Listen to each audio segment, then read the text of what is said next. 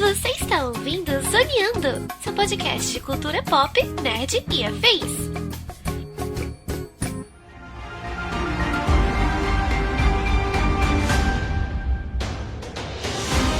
E começa mais um Zoneando Podcast, o seu podcast sobre cultura pop, nerd e afins, meus amigos. E aqui, hosteando este programa, aquele que se ganhasse um corpo de Avatar, eu tenho certeza, cara, certeza, que ele já viria com a dor no ciático embutido. Porque olha que fase eu tô passando, hein, meu amigo? É brincadeira. Eita. Mas tá certo, tá certo. Juntamente comigo aqui na mesa de hoje, ele que é o menino macaco desse programa, porque tá sempre quebrando um galho, Marcelo Delgado.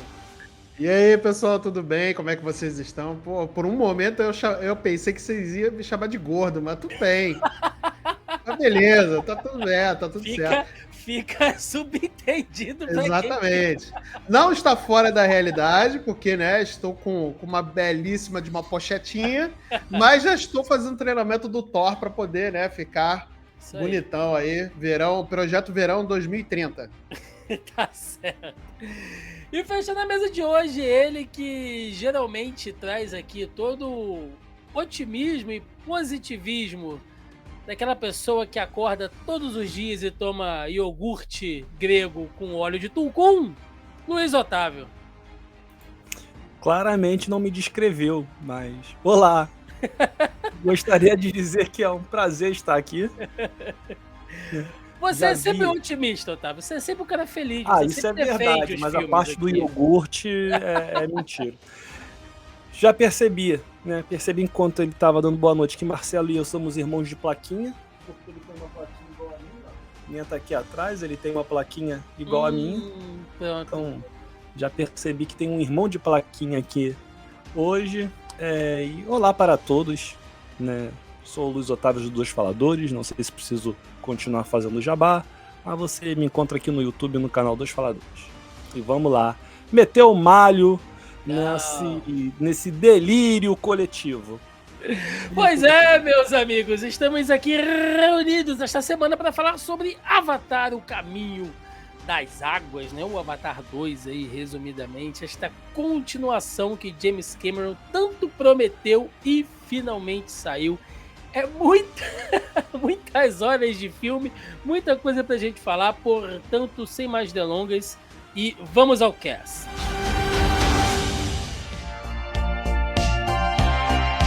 Bom, meus queridos, meus queridos compatriotas, meus queridos... como é que eu posso dizer quem mora em Pandora? Pandorianos? Deve ser. Pandorense. Pandeiros. Pandeirenses, né? Não sei. Meus pandorianos, queridos. Pandorianos. Né? Vamos lá, vamos começar aqui, cara. Avatar, o Caminho das Águas, filme que saiu no ano passado aí, 2022, né? Isso, fim do ano passado agora. Prometido, concorreu ao Oscar, exatamente, estava ali, como já era de se esperar, né? Eu estou aqui com os últimos números dele, né? Porque, vamos lembrar, Avatar 1, do James Cameron, de 2009, por muito tempo configurou-se ali na lista da maior bilheteria do cinema de todos os tempos, né? Inclusive, James Cameron vem batendo carteirinha aí no Top Ranking, enfim. E o filme chegou a ser até alcançado ali quase em um determinado ponto por Vingadores, né? Mas continua Chegou aí. a ultrapassar, né? Na Chegou verdade, a ultrapassar. Vingadores Ultimato ultrapassou. Aí depois ele exibiu de novo no cinema. O James Cameron também é um cara, porra, turrinha pra cacete, meu irmão. Não vai ficar por isso. O maluco é ruim, cara. O maluco é ruim. Mas enfim, né? Avatar 1, só relembrando aqui, filme de grande sucesso, né? Lançado em 2009. Teve um orçamento ali de 237 milhões, que para papo de mais de 10 anos atrás é uma grana, é uma nota. E faturou nada mais, nada menos do que mais de 2 bilhões e 800 milhões de doletas. Ou seja, é muita grana, meus amigos. E aí, Avatar, o Caminho da Água, até o momento, tá? Segundo aqui dados do box office, ele teve um orçamento de 350 a 400 milhões, tá? Vamos colocar aqui 400 milhões estourando. ele já faturou até o momento de receita 2 bilhões e 314 milhões, ou seja, custou quase o dobro, né? E já aí, em menos de um ano de lançamento, já faturou basicamente o que o Avatar 1 faturou esse tempo inteiro. Então a gente não pode dizer que a franquia não é um sucesso. E aí eu já quero começar lançando aqui para vocês, né?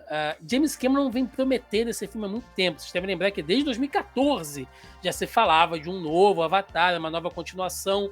E aí depois o roteiro acabou sendo ampliado, e aí haveriam ainda outros, né? Outras sequências, enfim, fica naquela. E o James Cameron, ele é um cara muito perfeccionista para as coisas que ele faz, ele queria fazer uma captura de movimento debaixo da água, naquele nível de Avatar que a gente conhece, que era algo que a tecnologia até então não era possível.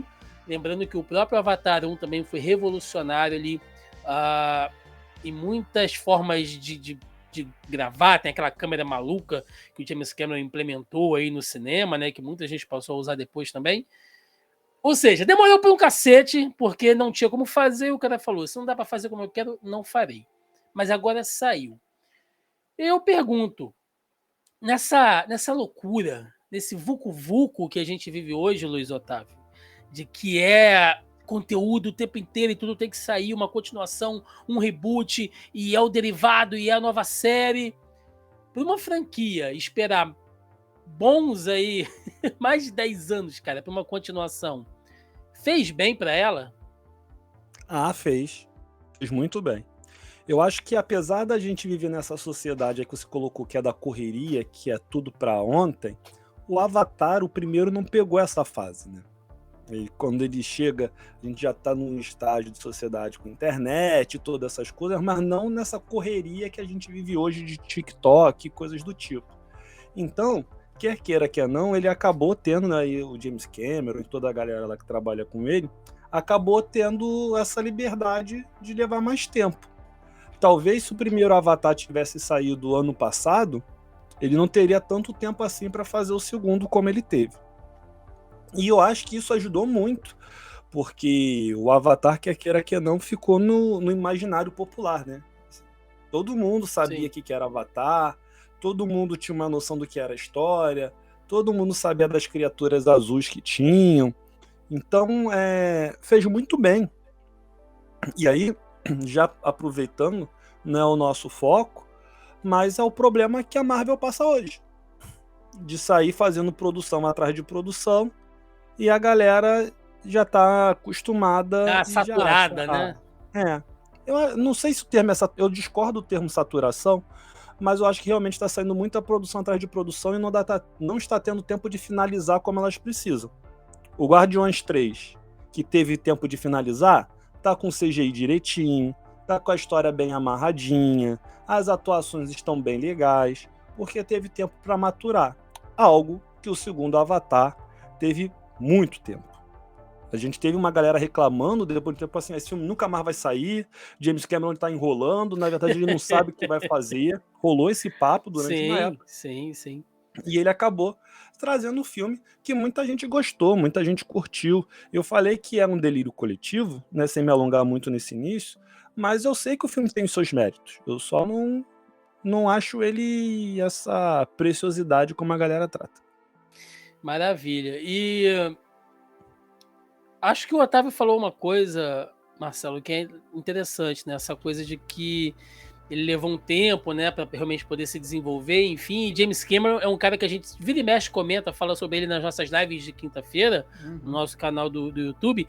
James Cameron, que foi muito cri-cri com filmes de Marvel, filmes de super-herói, blockbuster e tal.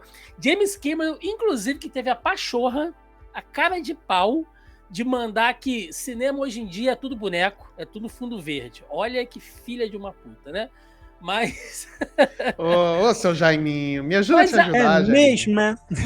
Mas ainda assim, por mais que a gente discorde de algumas coisas, é inegável a qualidade de execução dessa produção, porque Sim.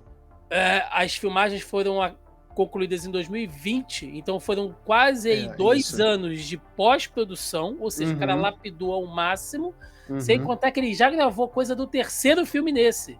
Ele fez ali uma Peter Jacksonização de você gravar as coisas ao mesmo tempo para poder poupar grana também, porque não é fácil, né, bicho? E porque ele já sabia que não teria o tempo que ele teve do primeiro pro segundo. Sim. Né? Provavelmente. Volta na primeira pergunta ali. Ele pode morrer, né? Então a gente tá velho já.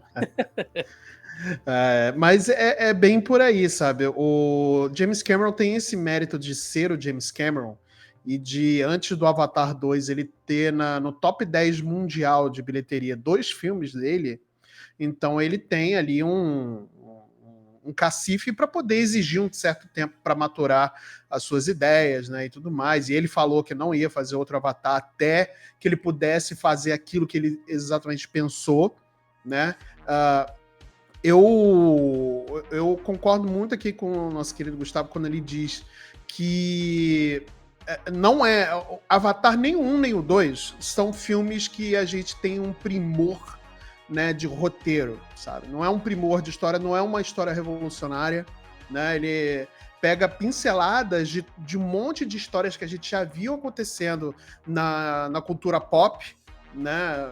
Sim. Em várias produções, e ele teve o mérito de amarrar muito bem ali todas essas pinceladas, né?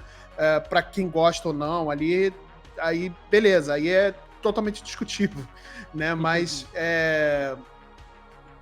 Mas ele teve esse mérito, né, de poder amarrar tudo ali, né, nesses 2 filmes e executar muito bem. Então, não dá para dizer que não é um sucesso, mesmo que não seja um sucesso de crítica, né?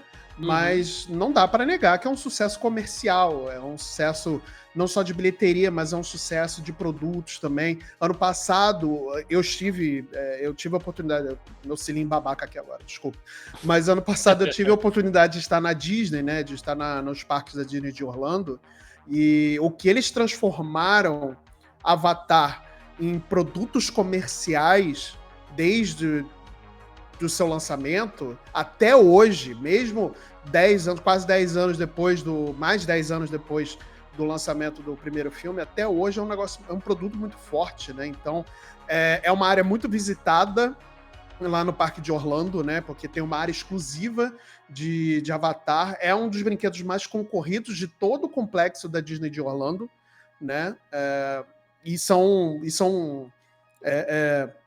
São fantásticos os passeios ali, né, e tudo mais. E realmente, cara, não dá pra dizer que não é um sucesso, assim.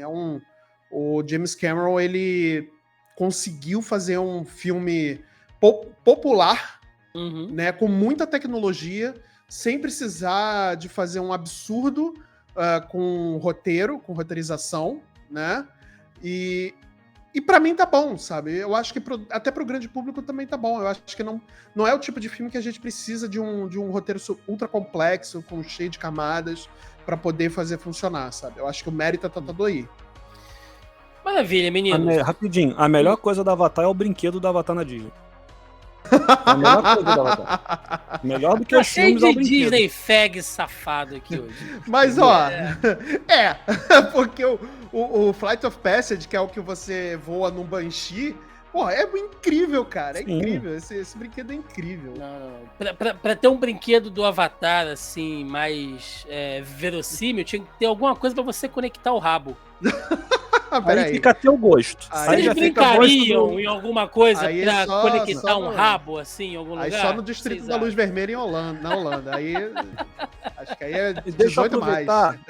Então, vamos entrar aqui, né, já diretamente no filme, que é uma obra de 3 horas e 12 minutos, né, ou usando aqui todo o meu sotaque carioca, né, 12 minutos. E é um porrolhão de tempo. O filme ele se divide ali em vários arcos, né? Ou pelo menos arcos longuíssimos com subsequência entre eles. Aí eu deixo para os experts na linguagem cinematográfica dividir ali. Mas a gente percebe claramente que o filme ele é bem segmentado, né? Você tem o iniciozinho, tem o conflito, tem a fuga deles, tem eles se reabilitando lá em um novo lugar, que só aquele pedaço ali já é um outro filme separado. E aí tem toda a parte final rolando toda ali, que também é outro filme separado. Eu dei uma zoada, né? Falei que o James Cameron ele puxou o Peter Jackson na coisa de fazer de fazer uma gravação mútua, né? Gravar logo 2 filmes de uma vez. Mas ele traz outro elemento bom aqui que a gente pode até fazer um paralelo com o Peter Jackson também, que é trabalhar um bom prólogo, tá? Você já vai lembrar daquele prólogo do Senhor dos Anéis que começa contando a história da Guerra do Anel e tal, que é bem legal. E assim, você nunca leu porra nenhuma, não conhece nada da história, aquilo ali vai te dar uma ambientada o suficiente como um leigo para você começar a ver um filme.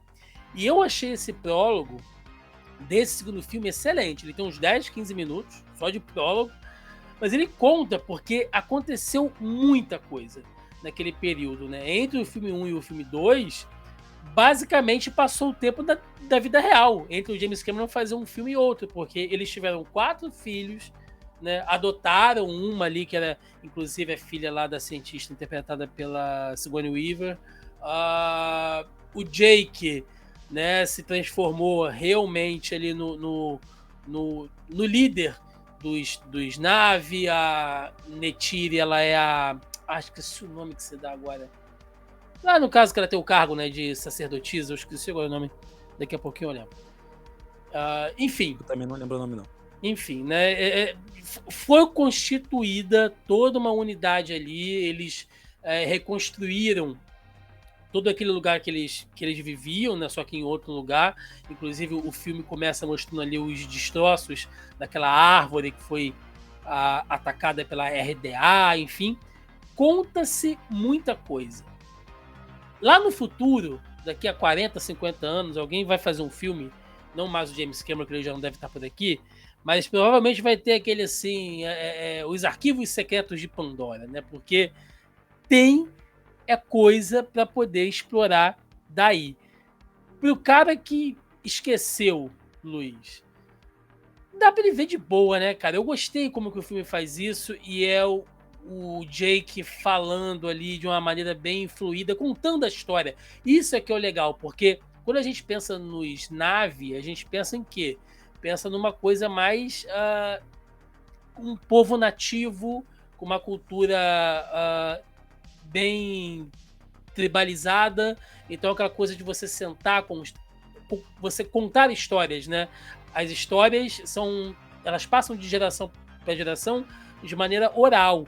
E além disso, ele introduz o conceito das contas, né?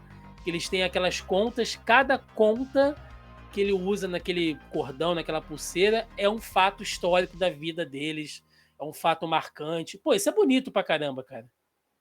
Não, o filme é muito bem construído, assim, né? O início dele te sintoniza muito bem ali com o que você precisa lembrar, com o que você precisa saber, para que você possa caminhar na história. Até a questão mesmo do vilão, ele já trabalha muito bem, explicando como que aquele cara ainda está ali depois do que aconteceu no primeiro. Eu acho que ele consegue trabalhar o roteiro muito bem. O que me incomoda no roteiro, e aí desculpa se eu já estiver me adiantando, é aquela parte do filho dele com a baleia de Pandora. Você se adiantou um pouco. A gente já vai chegar lá, mas tudo bem. Então daqui a pouco eu falo mais sobre isso. Mas eu realmente acho... O que acontece? Eu não assisti o primeiro no cinema.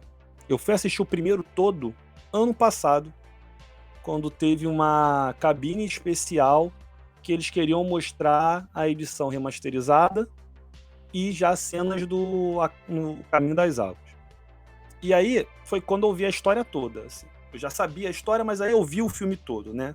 E aí o filme estava mais bonito, que remasterizaram com a tecnologia dos dias de hoje. Então, para mim, a história ainda estava bem fresca na memória. Mas realmente, quando o filme começa, ele já te situa bem, tu já consegue entender bem também mais ou menos qual é qual filho ali, qual a situação de cada um naquela família, qual é a situação deles agora diante daquele povo. Eu acho que ele consegue explicar muito bem ali para onde ele quer te levar. Isso ele é muito feliz. Ele foi muito feliz já no primeiro com isso. O que não é novidade, se tratando de James Cameron, né? Ele consegue montar bem os roteiros dele. Não precisa ser roteiros excepcionais, mas os roteiros são muito bem amarradinhos, muito bem redondinhos. E aí ele consegue fazer isso também muito bem no segundo. Tem um detalhe ou outro ali da qualidade da imagem do início que me incomoda um pouco, que me lembrou um pouco o videogame. Mas eu só vi mais uma pessoa comentando sobre isso, e assim, num círculo interno. Então deve ser mais ranhetice minha do que problemas em si. Mas eu acho que ele consegue estabelecer bem ali que a gente... Vamos expandir esse mundo agora, né? Isso daqui é o que você precisa saber para a gente seguir a nossa jornada, né? A nossa caminhada. Então, segura aqui na minha mãozinha e vamos lá agora. Certo. E aí, só fazendo uma correção aqui, gente, o povo ali, aquela tribo, né, são os Omaticaya, que na tradução é o povo da selva, povo da floresta. A Neytiri se transforma em Tissarik, né, que é a grande sacerdotisa ali. E o Jake é Toruk Maktor, né? Esqueci. Como é que eu vou esquecer, cara? Ele se torna Toruk Maktor, que Verdade. é o guerreiro consagrado, né? Que é o prometido ali, que é o cara que monta no Toruk, que é aquela ave gigante, aquele monstrão gigante ali e tal. Uma das coisas que eu achei bacana, Marcelo, e a gente vê muito nesse início, esse filme ele tem vários subplots, tá? A gente vai trabalhar neles ao longo aqui. Mas um que já começa nesse início e vai até o final, e eu acho bonito pra caramba, assim, porque não é só com eles, né? Mas quando eles vão se juntar lá com a outra tribo, isso também é bem mostrado. É a questão de família. Como é um filme de família, Marcelo. Você vê que entre os Omaticaya, né, pro povo Na'vi, no geral, é claro que um ou outro pode ser racista, digamos assim, mas eu acho que nem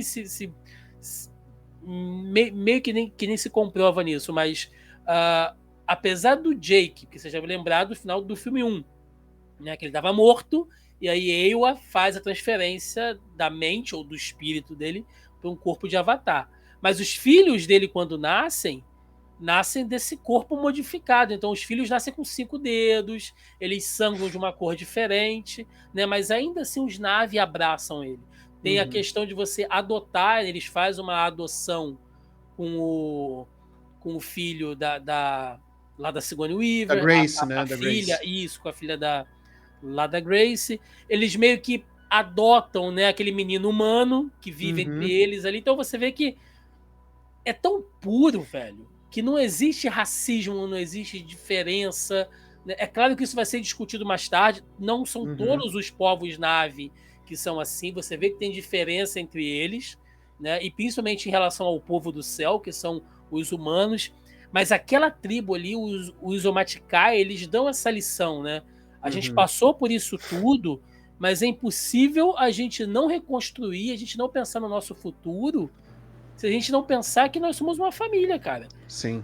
Nessa coisa de igualdade, de integração, sabe? Eu posso estar viajando um pouco aqui, mas eu achei isso bonito pra caramba. Não, mas acho que você tá certo. E não é uma coisa que eles... nasceu com eles, né? Porque toda essa divisão entre tribos ali, né? E aí eu acho que o James Cameron vai explorar um pouco mais nos próximos filmes, né? Porque parece que tem ali 4 a 5 tribos diferentes, né? A gente viu ali a tribo dos Omaticaya, né, que parecia a tribo da terra, né, que representa a terra, a floresta, né, e tudo mais. A gente viu a tribo das águas agora, parece que vai ter a tribo do fogo, né, e enfim, né, aí parece que vai representar ali os 4 elementos, né, aí todos formam aí o Capitão Planeta depois. Mas, não, brincadeiras à parte. Mas é uma coisa que eles aprenderam, né, durante o primeiro filme, né? Porque quando você lembra no primeiro filme que eles dão essa introdução de que quando os humanos, o povo do céu, né, que eles chamam o povo do céu, chegou em Pandora, né, houve muitos conflitos até eles entre o povo da Terra, né, que é os Omaticaya e os humanos, até eles conseguirem de fato ali trabalharem juntos em prol de um bem maior, né? Os humanos, lógico, com sua própria agenda de querer explorar os recursos daquele planeta, né? Porque todo o objetivo da exploração é para explorar recursos naturais, né? Porque a Terra é uma missão exploratória que eles estão fazendo. Isso, porque a Terra parece estar, eles não dão muito detalhes, o que é até bom, porque dá brecha para a gente imaginar o que está acontecendo na Terra, né? E tudo mais. Parece que a Terra deve estar devastada e super lotada de tecnologia, né? E sem recursos naturais, né, para poder se sustentar. E aí eles aprendem, né, que vão aprendendo ali, conforme vai passando o primeiro filme também, que eles podem viver em comunidade, né, junto com outras pessoas e não ter preconceitos, que eu acho que o preconceito, eu acho que a divisão, né, é bem o foco da palavra divisão, ela só traz malefícios, né, para um bem comum, para a comunidade.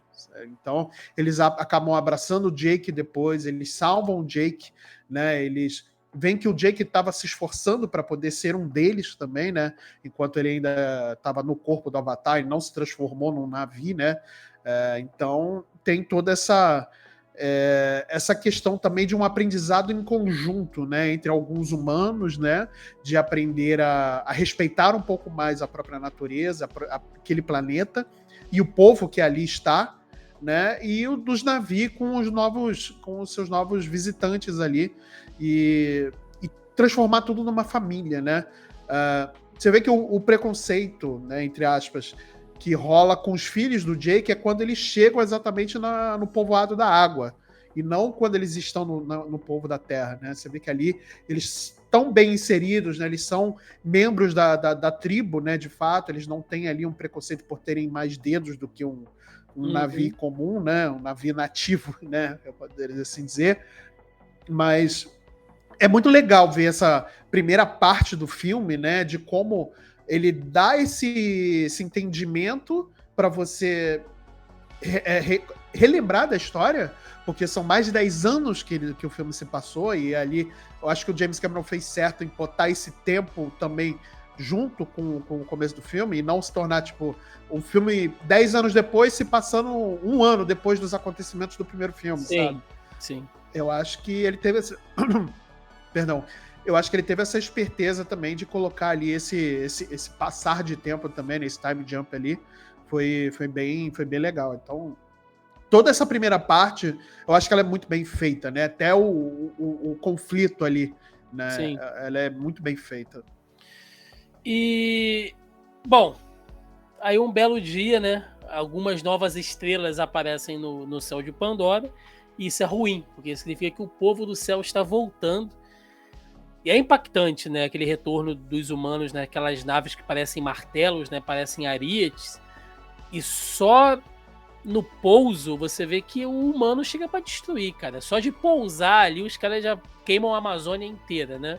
Aquelas naves bizarras, e você vê que eles voltaram de uma maneira totalmente diferente. Como o Marcelo bem lembrou, antes a missão era exploratória, né? Agora eles estão numa missão colonizadora, o que é muito diferente. E aí, Otávio, eu sei que você gosta também, você de vez em quando faz uns vídeos legais, né? Você e a Ana.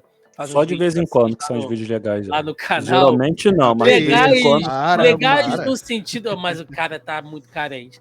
Legais no não, só aproveitando, tu levantou, Thiago. Tu levantou, e aí você pediu cortou, pra eu cortar. Né? Tá certo. Legais no sentido de pegar esses filmes históricos, né? Eu sei que vocês gostam muito também de filmes históricos, filmes de guerra e tal. Cara, não assim, pra mim, não tem como não fazer um paralelo do que acontece naquele lugar, sei lá, se a gente pegar aqui a era das grandes navegações, né? Sim, os portugueses, os espanhóis chegando, que a princípio era numa missão exploratória também, né? Se você lembrar, os portugueses levaram quase 50 anos para se interessar em realmente colonizar o Brasil, né? Você passa ali quase 30 anos desde o descobrimento até o início das capitanias hereditárias, os caras só tira pau Brasil pra cacete, depois só quer saber de ouro, prata, né? Você tem os espanhóis pegando ali já pelo outro lado, do que seria o Chile, Bolívia. Inclusive, se a gente, né, for fazer assim uma livre adaptação, né, um livre entendimento. Aquela grande árvore que estava cheio de minério embaixo, aquilo ali é como se fosse, sei lá, o monte de Potosí, né? Que os espanhóis exploraram e massacraram assim até tirar o último insumo da terra, deixando o oco vazio, e vão matando os povos enquanto isso. E aqui você vê que não. Eles estão agora com uma missão colonizadora, né? Então aquelas naves que são maiores agora são as naus, são as caravelas chegando ali, e eles vieram preparados, Otávio, porque você vê que tem a força bélica, mas tem a força construtora também, né? Então ali é todo o peso da máquina industrial, né? As máquinas trabalhando a milhões por hora, assim, você vê que passa um ano entre o epílogo e a continuação ali do andamento do filme. Os caras construíram ferrovias, sabe? Torres gigantescas, porque as máquinas trabalham incessantemente, dia e noite, para colonizar. É James Cameron dando a mensagem ambiental assim: eu não vou colocar para você ficar subentendido, não. É isso aqui, meu amigo. É isso aqui que está acontecendo.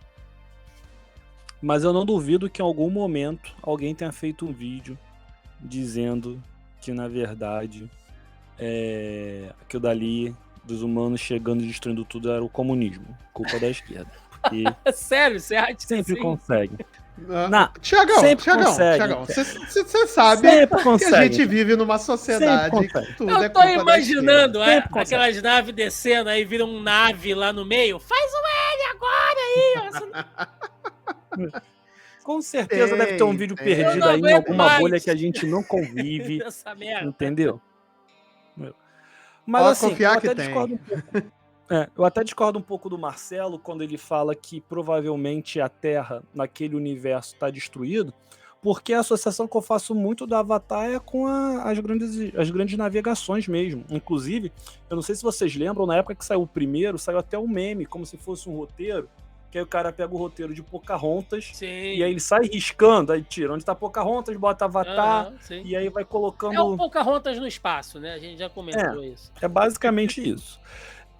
Então, se você para pensar um pouco, para analisar, né, é muito claro que ali você tem a representação das grandes explorações, né, as grandes navegações, melhor dizendo, é a galera chegando, descobrindo que tem algo ali, e aí já que você falou de espanhol e português, a gente tem o Tratado de Tordesilhas, que Portugal fala, ó, quer também?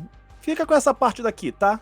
Fica com essa parte aí, porque aqui tá aqui, eu vou fingir que eu não sei de nada, mas eu já sei que, pelo que eu já observei, tem algumas coisas que me interessam, fica com essa galera aí, fica com esse lado que eu fico com o lado de cá. E aí depois que você se estabelece, porque é muito uma viagem exploratória até tu não saber o tamanho do problema que tu vai ter. Uhum. Depois que tu vê que o problema do lado de lá é mais fácil do que você imagina, aí vira de exploração mesmo, vira de colonização e vamos pra cima. Que é o que acontece no 2. Sim. Né, quer dizer, no final do 1 já começa a acontecer essa etapa de colonização mesmo, só que eles conseguem resistir, e aí no 2 já é a galera mandando o fogo pesado mesmo. E aí você tem as diferentes representações dos povos nativos aqui no que veio ser o Brasil, ou até mesmo nos outros países latino-americanos, de uma civilização que no começo conseguiu resistir, mas que quando o colonizador resolveu mesmo, não, parou a palhaçada, veio trazendo tudo que tinha direito. Vamos lembrar que lá na América Latina, não que a gente não seja, mas a gente acaba usando a América Latina para falar mais das colônias espanholas, a galera muitas das vezes não sabia se batia no cara ou no cavalo. E é assim, se a gente quiser explorar, é o navio que não sabe se atira no piloto ou se atira na máquina que o cara tá pilotando. O bom é que agora, ao menos, eles têm alguém ali, né, que é o próprio Jake, que além de líder da tribo, ele sabe como o povo do céu pensa, né? Ele sabe como agir. Tanto é que eles oferecem uma resistência grande a partir disso. Que é bom, mas tem muita gente que contesta e reclama. Né? Que é o mito do homem de uma outra civilização que precisa chegar numa civilização teoricamente mais primitiva, e aí precisa desse salvador que vai chegar para que essa civilização consiga dar o salto para atingir a plenitude na sua defesa, porque sem a figura dessa pessoa estranha não seria capaz. É o Salvador Aí tem Branco, muita gente é o Salvador Branco. E aí muita gente faz analogia com o Salvador Eu não Branco. sei se cabe muito bem nesse caso, é porque ele é azul, né? Não, mas falando sério, eu não sei, assim, é uma interpretação, né? Mas eu eu não concordo também totalmente não, nesse porque caso eu acho que ele aprende especificamente, muito, ele tem que aprender muito nesse filme pra ser aceito, essas coisas todas. Mas ele eu acho acaba se também que transformando, né, descartado. nele, Sim. num nativo, né? Ele Você vê fala que- isso, né? Ele fala que aos poucos. Desculpa te interromper, Marcelo. Nada. Ele fala que tem aquela cena de novo ali naquele prólogo, né? Que os filhos estão meio que discutindo entre eles, assim. E aí tá na linguagem dos Na'vi, né? E aí ele fala: eu já ouvi tanto essa língua que eu já penso nela como a minha língua mãe. E aí Sim. os meninos começam a falar de uma forma que você entende. Ou seja, ele já tá integrado àquela sociedade, né? Que é algo que acontece diferente, por exemplo, do John Smith, né? Se a gente for pegar essa analogia com o Pocahontas, né? John Smith, se não me engano. E que é o salvador branco dos índios ali, né? Dos índios, né? Da tribo ali onde a Pocahontas está se inserindo, né? E tudo mais e tal. Então você vê que ele não se torna um nativo, né? Ele continua sendo um explorador, né? Sim. E aí, é John Smith mesmo, tá? Eu dei uma conferida aqui, é John Smith mesmo. E aí, Marcelo, tem também a questão que, assim, a gente tá falando, né, que eles vieram para esse novo mundo, esse novo planeta, mas, assim, vale só a gente dar uma recapitulada aqui, né, eu tô aqui com tudo direitinho para não falar mais bobagem, que só aquele momentinho estatísticas, é que Pandora não é um planeta, né, ela é uma lua. Ela é uma lua habitável, tanto que quando aquelas naves estão chegando, você vê que ela tá lá e atrás dela tem um planeta gigante, né? Que é a Polifemos, que é um gigante gasoso que orbita a estrela de Alpha Centauri A. Né? Tá ali mais ou menos 4,4 anos-luz distante da Terra. Então é longe que só um cacete, né? E ela é a quinta lua de Polifemos, né?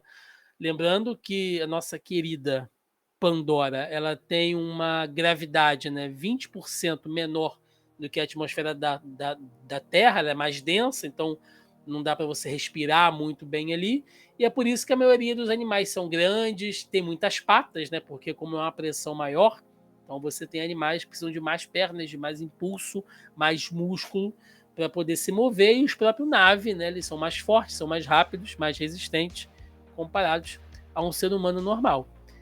Mas agora, o projeto Avatar, né, ele passa assim, ele sai daquele campo científico, que é o que a gente vê no filme anterior, ele passa a ser usado realmente como material de guerra, né? E isso é basicamente o que a gente vê acontecer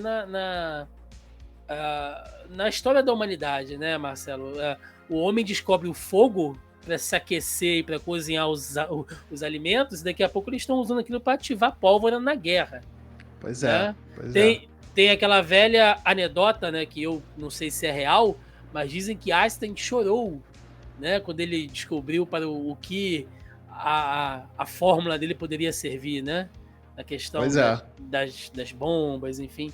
Então, a gente inclusive vai ver um filme muito interessante aí, né? Que é o Oppenheimer, né? Chegando, exatamente. Que é do Christopher Nolan e vai tratar exatamente sobre essa questão da criação da bomba atômica, né? Enfim, vai envolver toda essa história real triste da humanidade, né? Sim, porque quando a RDA volta, ela traz quem de volta? Traz o Coronel Miles, né? E todo o seu séquito ali de vibradores, né, de soldados vibradores ali, que a galera são os cães de guerra mesmo, os fanáticos. Isso.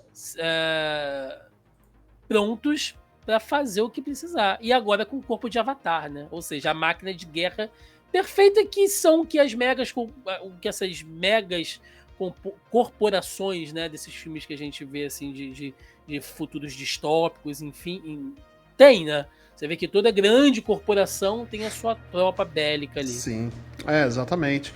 O coronel Miles Quaritch, né, ele volta, né, como grande vilão ali, né, pra quem lembra do primeiro filme, ele morreu, né, no final, e o projeto Avatar, eu acho que ele foi um negócio tão mais bem desenvolvido, né, que somente colocar a consciência viva, né, de pessoas dentro de corpos sintéticos, né, emulando ali Avatar, emulando navios, né, por isso o nome Avatar, né, e não é por conta do dobrador de vento, né, de ar, né, então um abraço aí aos fãs de Avatar, mas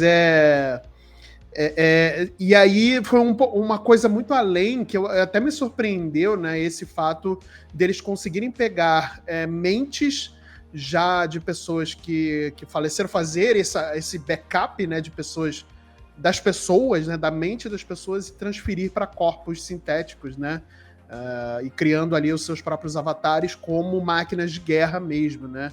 Então é uma coisa que me surpreendeu no roteiro, eu achei... no começo eu estranhei, mas depois eu aceitei bem, assim, a ideia, né, eu achei que ficou interessante, mas eu só não gostei do fato de que tentaram reaproveitar um vilão que já tinha sido dado cabo no primeiro filme. Eu acho que eles podiam, sei lá, colocar outra pessoa, sei lá, acho que eles podiam, sei lá, fazer 1000 coisas diferentes do que só reciclar um personagem que já tinha sido resolvido no primeiro filme, sabe? Então, mas comprei a ideia de você, num mundo altamente tecnológico ali que se apresenta, né, ou pelo menos ali os humanos, você conseguir fazer download da mente e transferir para um corpo sintético. Eu comprei essa ideia, eu achei até bem interessante. Afinal, a gente está tratando de uma ficção científica também, né? Então, sim. Exato. Nada mais justo do que a gente ter um senso de liberdade com alguns absurdos, Lógico, assim, né? Lógico. E... Bom, quando os caras chegam, né, azeda tudo e parte de toda aquela missão deles, ou melhor, a missão principal deles é acabar com o Jake Sullivan, né? Eles precisam acabar com o Jake, porque o Jake, além de ser o líder da tribo, ele é quem comanda aquela resistência de guerrilha, né? Porque é isso que eles fazem, uma resistência de guerrilha ali para minar os avanços da RDA e dos humanos. E aí, quando a tropa do Miles chega, eles vão caçar a família do Jake, eles têm que fugir, e aí começa outro filme. Aí vai começar o filme, tá, da família Sully, né, dos Sully, indo para as terras dos Metkayina, que são aqueles recifes e tal. Cara, é assim, parabéns, James Cameron, porque ele ficou anos dizendo que estava explorando a questão da fauna e da flora marinha, né, e tal. E aqui o filme ele trabalha isso exatamente. O filme praticamente passa todo dentro da água agora, né, se não com elementos de água o tempo inteiro. E é incrível. E o que a gente falou, Otávio, de toda aquela coisa do conceito da tribo, né, e tal, que você vê, se for pegar os povos andinos, né, se for pegar os povos amazônicos e fazer uma comparação com os Omaticaya, os Metkainas, se você olhar, é uma coisa assim meio Havaí, né? Você vê que até aquelas pinturas é uma coisa meio Maori. Na hora que eles estão se reunindo para ir pra guerra, eles fazem aquela coisa de... Esqueci o nome daquilo, meu Deus. O haka. O haka, né? Que eles botam a língua pra fora e fica... Né? Não é aquela coisa de ficar... Não, eles estão tipo mostrando a língua e estão batendo no peito. Tá uma coisa bem haka mesmo. Sim. Cara, e a forma física deles, Otávio, você vê que é um povo que se adapta para cada região, né? Então, não, Darwin ficaria muito feliz vendo isso.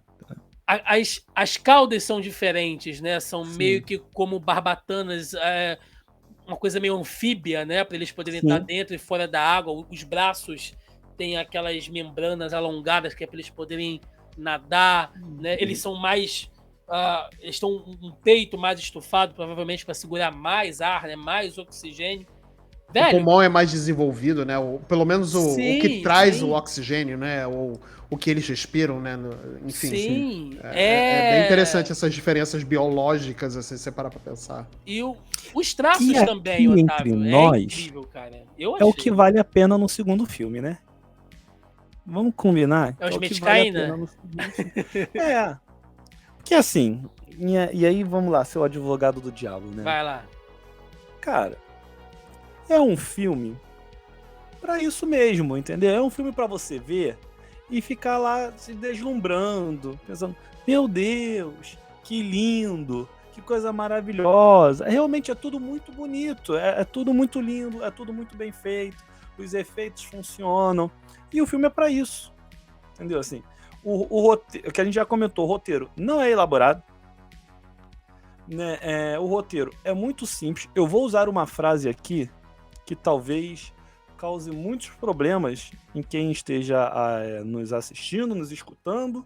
Pensem que eu sou maluco, mas eu vou fazer uma afirmação muito forte que eu estava pensando depois que o Thiago me convidou. Se o roteiro de Avatar fosse um filme da Marvel, estaria todo mundo reclamando que é simples demais. Olha, Não vou discordar, não, hein? não vou discordar, não. Tem tanto maluco, tem tanta gente implicante. Falando sério, tem tanta gente implicante que eu não discordo, porque hoje saiu o anúncio de um filme da Marvel, tem uma galera que já condenou. Assim, não sabe nem quem é o diretor, não sabe nem quem foi escalado. Ah, é da Marvel? Vai ser uma merda. O cara já condenou o filme sem saber. Então eu não discordo 100% de você. Mas eu vou te dizer que isso é bom. Eu, Thiago, tô falando, não sei se é bom para vocês, não sei se é bom para a indústria, não sei se é bom para o público em geral, é bom para mim. Roteiros simples, porque eu tô cansado até de ver isso em filmes de super-herói, e é uma coisa que me desgastou lendo quadrinhos também, de que toda semana era o desafio megalomaníaco do grande vilão que vai destruir o multiverso, cara. Às vezes é só aquilo, é o conflito de uma tribo com a outra, e você desenvolve aquela parada ali numa simplicidade. Tá, tô abrindo aqui um pequeno parênteses, né? Quem tá vendo a gente em vídeo aqui. Estou abrindo um pequeno parênteses. Que esse final de semana eu também consegui assistir ainda o Não Olhem, do Jordan Peele. Que é um filme extremamente simples. Se você for olhar assim, você consegue explicar o filme de maneira muito simples. E é um filme com tantas camadas de interpretação que a simplicidade não atrapalha na profundidade. Né? E a gente falou agora aqui de conceitos históricos, a gente falou de conceitos ecológicos, a gente falou desse conceito social de família, de tribo. Tá? Daqui a pouco eu vou tocar em outros temas também que eu acho que estão desse guarda-chuva de Avatar. Então, para simplicidade, eu acho fantástico, cara. Eu não vejo problema com simplicidade, não. Eu acho que o filme tem que saber o que ele é. Desculpa, gente. Me incomoda muito mais um filme que é simples e tentam te vender como se fosse a última coisa de moderno, de inovador e de supra-sumo de roteiro, do que um filme que é simples e fala, ó, sou simples mesmo, entendeu? Minha história não é nem um pouco rebuscada, é redondinha só, o que eu quero contar é isso aqui, vem comigo, valeu? Eu não vejo problema no roteiro ser simples. Eu só fiz essa observação porque eu acho que às vezes a galera se deixa levar muito pelos pontos positivos do filme, que é o visual, que é os efeitos, que é a construção de universo, que é a construção de mundo, mas num roteiro muito simples. Sim. Entendeu? Sim. Eu só fiz essa observação mesmo de provocação, do tipo assim, se fosse um filme da Marvel, diante do que a gente tem visto de repercussão das produções da Marvel e de filmes de herói como um todo, a galera iria meter o malho, ia falar, é muito bonitinho, mas o roteiro é mais do mesmo, entendeu? Agora, o filme, o Avatar se propõe a ser isso. Eu acho que errado é alguém que vai esperando alguma coisa diferente do que ele é. Sim. Eu acho que quando você vai assistir um filme, tu também tem que saber o que tu tá assistindo. Ou você é daqueles que vai sem saber nada e aí compra o que você estiver assistindo, do tipo, o filme é disso, então é isso que ele se propõe. Ou então você já se prepara e já sabe também do que o filme vai se propor, não adianta tu esperar maçã de quem tá te vendendo banana. Sim. É ele ser honesto com o público dele. Sim. Sim. E o James Cameron vende uma maçã muito bem vermelhinha, muito bem limpinha, muito bem feitinha. Então, tu tem que saber que tá indo comer maçã. Exato. Bem querem balada, prolongar? né, e tudo mais. Desculpa, não escutei. Bem embalado, né, e tudo Bem mais. embalada.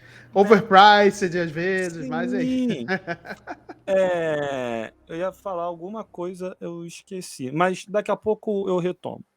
Tá. Eu acho que uma coisa também, e aí talvez eu dê uma adiantada, se eu estiver adiantando, você me corta, Thiago, que é que ele acaba pecando também, porque ele não sabe a hora de parar.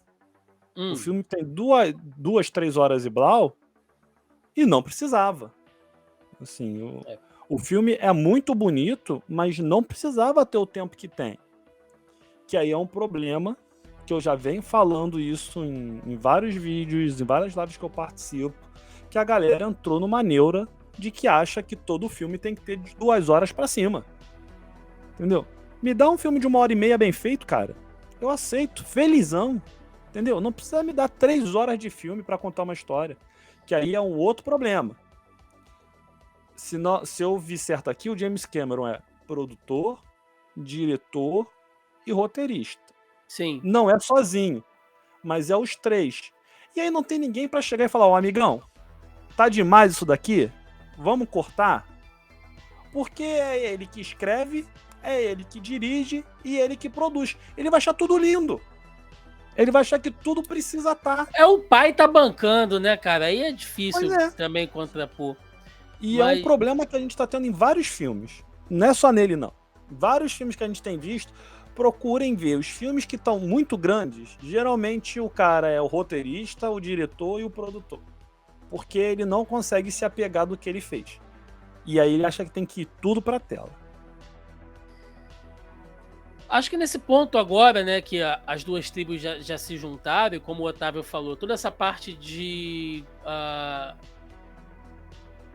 adaptação cultural, né, e até do próprio meio ambiente ali, só isso aí já é um mini filme, né, um mini documentário do Animal Planet lá de Pandora, que é incrível, inclusive, mas acho que nesse ponto a gente pode falar um pouquinho dos personagens, né? Marcelo, Neytiri e o Jake, que foram os personagens principais, né, do filme anterior. Nesse filme, eu não vou dizer que eles estão apagados, eles têm a função, mas assim, o elenco quadruplicou, né? E eles têm um papel Sem grandes muito... estrelas, hein? As duas grandes estrelas são exatamente o Sam Worthington e a Zoe Saldanha, né? Sim. Já te cortando aqui, desculpa. Não, sim, mas uma coisa que eu reclamei quando a gente falou sobre Eternos, que eu reclamei quando a gente falou sobre Homem-Formiga. O incompreendido Eternos, né? Que às vezes a dificuldade de algum desses filmes que tem um elenco muito grande, com muita gente, é não saber dosar. Às vezes o arco de fulano e ciclano tá um porre e o outro arco lá tá muito mais, sabe, assim, frenético e tal. E aí você sabe que lá no final vai todo mundo se encontrar, você tem que ficar aturando aquela galerinha ali e tal, e aquilo diminui o ritmo do filme. Aqui em Avatar, eu acho que isso não aconteceu, minha opinião, porque você tem o arco da RDA com o Miles lá, os militares, né? E depois com o Spider. Aí você tem o arco, não exatamente o arco, mas você tem as participações do Jake tentando apaziguar a situação e proteger, né? Você tem o arco dos Mescaina, que estão recebendo aquela galera, tem os mais jovens que estão entrando em conflito, tem os mais velhos que estão naquela relação política de você abrigar um povo que é refugiado, pode trazer a guerra para sua casa, e tem os filhos do Jake, tem a família Jake Jr., que carrega o filme nas costas, assim, né? Então eu achei que o Jake e a Neytiri nesse filme ficaram um pouco, não vou dizer apagados, mas eles perderam consideravelmente o espaço, cara. E eu não reclamo não, tá? Não, também não. É só uma observação. Eu acho que é um bom ponto e eu acho que foi até necessário para a história que o James Cameron queria contar, E talvez fosse até uma forma de tentar passar um bastão futuro, né? Não chegou a passar, né? Como a gente vai ver aí no final do filme, eu não vou me adiantar muito, né? A gente não vê esse bastão sendo passado, né? De fato, né? Mas eu acho que é uma forma dele começar a pensar, do público começar a se desapegar talvez um pouco ali dos personagens principais, né? E ver que tem outras pessoas ali que são tão importantes quanto, que podem ser tão importantes quanto, né? A gente tem ali são 4 filhos, né? Que são 3 naturais, né? E uma adotada, que é a Kiri. Que é a Kiri, Isso, a Kiri, que foi interpretada pela brilhantíssima Sigourney Weaver, né? Que ela faz a Grace no primeiro filme, e aí agora ela fez a captura de movimento da Kiri, né? Ela é uma filha adotiva, né? E tudo mais, e ela tem ali, sem querer me adiantar muito, mas ela tem... Não, podemos falar deles, podemos falar dela agora. Ela tem uma espécie de poder que ela tem para se comunicar com o natural do planeta, né? Com o planeta. Ela se comunica com Eywa diretamente. Com Eywa diretamente, né? Esse é o nome que eu estava procurando.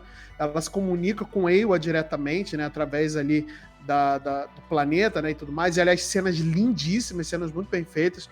Talvez até eu tendo a concordar um pouco aqui com o nosso querido Otávio. Agora eu falei certo. com o nosso querido aqui. Que algumas cenas elas são alongadas demais e talvez isso seja de uma forma proposital para ser uma coisa mais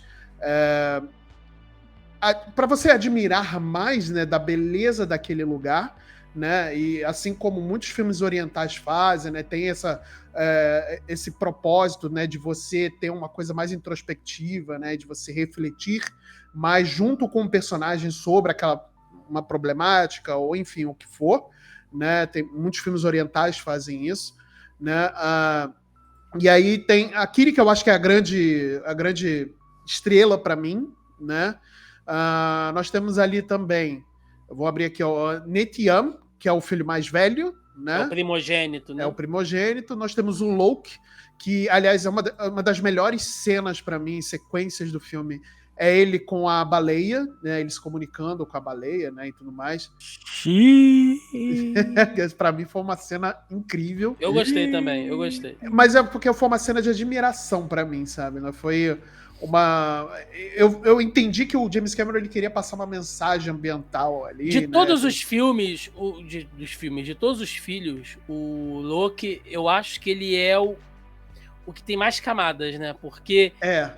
ele é o esquentadinho, mas ao mesmo tempo ele lida com o fardo de ser o segundo filho, e isso numa tribo tem muito peso, porque o primogênito do chefe é quem herda, né? Tudo, herda né? Aquela coisa, ele é criado para ser o filho perfeito, né? Ele já é quase um guerreiro, o pai coloca a responsabilidade de todos os outros em cima dele, então ele é meio que o segundo em comando, e o segundo filho fica largado, né? Ele briga com aquela molecada toda, ele sofre bullying, ele dá porrada, ele é cabeça quente, e com as meninas também, sabe? Então, ele é o deslocado, ele é a ovelha desgarrada ali.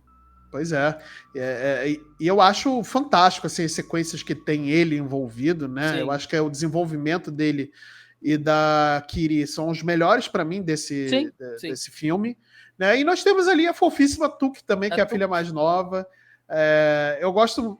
Assim, não adianta, cara. É uma criancinha muito fofa, né? Então, traz esse momento um pouco mais de ternura, né? De criança ali, né? E tudo mais. Você sabe o que eu gostei, Marcelo? Desculpa te nada, por favor. Eu gostei que a Tuk não é aquela muleta, aquele clichê da criancinha chatinha que, tipo... Não é. É tipo a Uni na Caverna do Dragão, sabe? As coisas estão quase se resolvendo, é ela que cai no buraco, é ela que fica presa. Não, ela é muito divertida. Lá no final do filme, é ela que volta pra salvar o povo. Ficou os outros irmãos que estão presos. Isso. E aí prendem ela de novo. Ela, tô presa de novo. E, tipo, eu já fui, eu já voltei, vocês estão aqui ainda, né? Então, pois ela é muito legal. divertida, né? Sim. E ela É bem como você falou, ela não usa, ela não é usada como uma muleta de uma donzela sempre em perigo, de uma criança sempre em perigo, né? De uma criança boba sempre em perigo. E ela tem a inocência de uma criança, né? E ao mesmo tempo ela tem a coragem ali de um Na'vi, né? De ser filha de um chefe guerreiro, né? E eu acho muito bom, eu gosto bastante, e traz esse senso de família mesmo. Afinal, assim, eu não sou pai, né? Eu não tenho filhos, mas quem não se identifica ali a família, né? Quem não se identifica ali um pouco, né, com essa grande fazer uma parábola que essa grande família ali, né, que eles trazem ali. Eu acho que ficou bem legal esse desenvolvimento familiar ali. Eu acho que ficou bem interessante. Concordo com tudo isso, mas é muita cena do garoto com a baleia. Muito. Se eu sou produtor... Você achou que rolou um Free Willy em Avatar ali no meio? É Cara, isso que você tá dizendo? eu acho que no final, a cena da baleia é uma das melhores que tem. Tá? Foi Free Willy total. Sim. Mas é maneiro, é beleza. Até o pulinho, Otávio, é Free Willy ali, ó. Sim, total. Só faltou ele falar Go Willy. Mas eu acho que ele usou muito tempo construindo aquela relação que tu já tinha entendido na segunda cena. Entendeu? Ele vai e encontra. Aí acontece alguma coisa lá, aí tá ele de novo com ela lá. Aí acontece mais não sei o que lá, aí vai ficar ele lá mais um tempo com ela. E não são tempos curtinhos. São tempos para ficar martelando, para ficar mostrando, olha como a relação deles está se fortalecendo. Aproveita também e vê quão bonito é essa criatura que eu criei aqui pro filme. Olha só como é dentro da boca dela. Brilha, tem luz, olha aquele... Entendeu? Aí você usa muito tempo do filme, que, de novo, é o que eu falei lá do roteiro, do roteirista, do produtor e do diretor. Se é um outro produtor ali, se é um outro diretor usando o roteiro, que ia falar, meu queridão, 3 cenas disso daqui tá bom, não precisa da quarta não, tá? Vamos andar com a história. Vamos acelerar aí, ó. Entendeu? Mas é muito bonito, é bacana, Sim. A cena dele fazendo a conexão com a baleia é muito bacana, tudo isso. Mas eles podiam ter adiantado um pouco ali a história. Eles alongam demais, né? Algumas cenas, assim, esticas demais. Tudo bem, é uma coisa mais contemplativa, ok? Eu entendi de certa forma o que ele queria fazer, mas talvez realmente eles pudessem diminuir ali o consumo, né? Essa corda, né? Um pouco podia ter diminuído, sim. De fato, eu concordo com isso, sim. A viagem deles da terra deles para a terra do pessoal da água também foi mais longa do que precisava. E aí a gente entende, ele querendo mostrar o avanço da tecnologia. Tipo assim, ó, levei 10 anos fazendo esse troço aqui, então vocês vão ter que ver tudo que eu consigo fazer com este troço aqui, entendeu? Mas aí você perde dinâmica do filme, as coisas poderiam acontecer de um jeito e que a pessoa acaba ficando incomodada de estar sentada. Chega um dado momento que já começa a se ajeitar na cadeira, entendeu? Que não precisava, só cortar ali uns minutos que resolvi. Bom, e a gente tem que falar agora do outro lado, né? Que são os avatares militares ali, que a maioria, whatever, né? Mas tem o do Coronel Miles e o Spider, né? Que é o Miles Jr., que a história dele é muito nebulosa, né? A gente sabe que ele é um órfão de guerra, então ele é filho do Miles, a gente não sabe com quem. Ele era pequeno demais para ir embora, por isso que ele fica ali, né? Uma criança não pode passar pela criogenia, então ele não ficou no expurgo de Pandora, digamos assim, né? Ele acabou ficando. E ele acaba se conectando com as crianças, ele cresce junto ali e tal. A única que não vê ele com bons olhos é a Neytiri, e no final, né, inclusive eu achei forte aquela cena dela, ali ela ia sapecar ele mesmo, e assim, sem sombra de dúvida, né, ela estava completamente desesperada. E cheia de ódio, totalmente explicável. Mas o Miles e o Spider, e aí é que entra outra coisa aqui, né? Porque a gente tá falando de um personagem que ele resume um pouco o conceito que a gente falou de novo, né? Povos antigos, mesoamericanos, latinos, exploração, colonização. O Miles, ele é essa coisa do mestiço, ele é ao mesmo tempo do Miles Jr., tá, gente? Do Spider. Ele é aquela coisa de ser um meio mestiço, se não alguém que passa por um processo de aculturização, porque ele é de um outro povo, mas ele acaba integrado naquilo ali, mas ele também mantém uma conexão, né, depois, mais tarde, com a tribo nativa dele, que é o povo do céu, que são os humanos. E o Miles, cara, é um papo assim meio... Eu tava até falando com a minha digníssima aqui, eu falei, cara, isso aqui é um papo de transhumanismo foda, porque o Miles, ele tem as memórias lá do Coronel, né? O Miles Avatar tem as memórias. Tecnicamente, ele é um simulacro de emoções, de sentimentos, porque por mais que ele recobre aquilo tudo, ele não viveu aquilo tudo, né? Ele é um backup da mente dele, mas ele é diferente do Jake, que, por exemplo, saiu a mente, o espírito do Jake, que eu tô botando mente / espírito porque tem a questão religiosa do Snav, né? E foi para um novo corpo.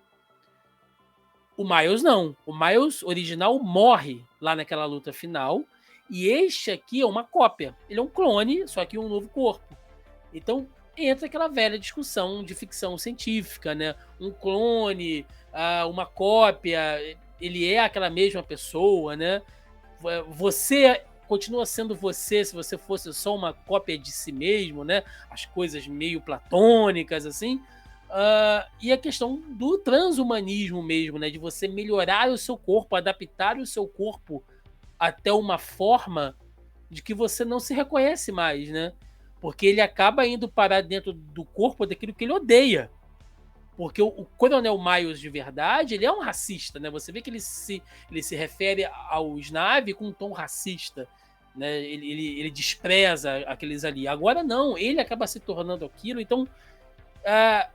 e ele cria um apreço pelo Spider, e o Spider por ele, assim... Você não é meu filho, eu não te devo nada, mas ele faz uma coisa que o Miles de verdade jamais faria, que é colocar a missão dele em risco para libertar aquele menino. Se fosse o Miles de verdade, pai daquele menino de verdade, ele ia deixar aquele moleque morrer e ia completar a missão. E o Miles falso não faz isso. Então, assim, quem é o pai de verdade? Aquele que... E a gente não pode nem dizer que é aquele velho ditado, né? É o pai que criou ou é o pai que deu à luz? Na verdade, nenhum dos dois. Porque o pai original morreu quando o outro era um bebê, então ele não teve contato nenhum. E o outro passou, assim, alguns dias só de contato, né? Simulando emoções a partir de um backup de memória. Velho do céu! Se tu entrar nessa neura de discutir do ponto de vista, sabe, humanitário, filosófico, né? De o que constitui aquela afeição, porra, é louco aquele relacionamento ali. Talvez a gente pudesse ter tido menos cenas de baleia, Otávio, e mais cenas de Miles e Spider pra desenvolver melhor esse relacionamento, né? Sim. Apesar de eu já achar que tava numa quantidade boa também, não precisa, pra mim não precisaria, mas eu acho que faria mais sentido você elaborar melhor essa situação, elaborar melhor esse debate. Me incomoda um pouco. Se você levar para esse debate que você está propondo, aí as coisas ficam melhores. Mas me incomoda um pouco o fato dele ser filho do cara. Entendeu? Eu acho que começa o roteiro querer amarrar muita ponta, entendeu? Não precisava. Ele podia fazer tudo o que ele fez, exceto esse debate sobre paternidade que você colocou, mas ele poderia fazer tudo o que ele fez se fosse uma criança que ficou. Não necessariamente ser o filho do general, do coronel lá, entendeu? Uhum. Mas eu acho que as cenas deles funcionam, eu acho que o coronel não é um problema no filme. Concordo que não precisava ser ele, podia ser outro personagem, podia ser outra coisa, mas eu acho que ele não é um problema no filme ali pra mim. As cenas da baleia com o garoto me incomodam mais do que ele, por exemplo. Entendeu? A duração delas. Mas é curioso porque hoje eu estava dando aula sobre núcleo celular E aí, em dado momento, você estava falando sobre replicação, formação de uma nova fita de DNA a partir de uma fita já existente. Então, se você está tendo essa aula, já aproveita e anota aí. Hora da revisão, né? Hora da revisão. E aí, invariavelmente, em alguma turma do semestre, alguém fala sobre clonagem. E aí a gente começou a debater e começou a entrar essas questões. Tá, mas e a alma? Tem alma? Não tem alma? E as questões éticas? Mas só existe vida se você pensar numa corrente religiosa filosófica porque Deus permite. Então, se o homem faz o clone, o homem está fazendo o errado. Mas se tudo que acontece faz parte do plano divino, então Deus autorizou que o homem aprendesse a fazer o clone. E aí, como que fica? Claro que não tem resposta, nem era o objetivo de ter a resposta.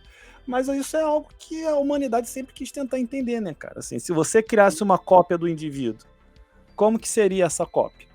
Sim. Essa cópia seria idêntica? Teria as mesmas sensações? Até porque, se a gente for entrar nessa brisa mesmo, né, dessa questão espiritual, genética, vale lembrar que já foi explicado, inclusive no final do filme tem uma cena linda que mostra isso também, que é a conexão dos Na'vi com Eywa, né, que nada que acontece é desconhecido de Eywa.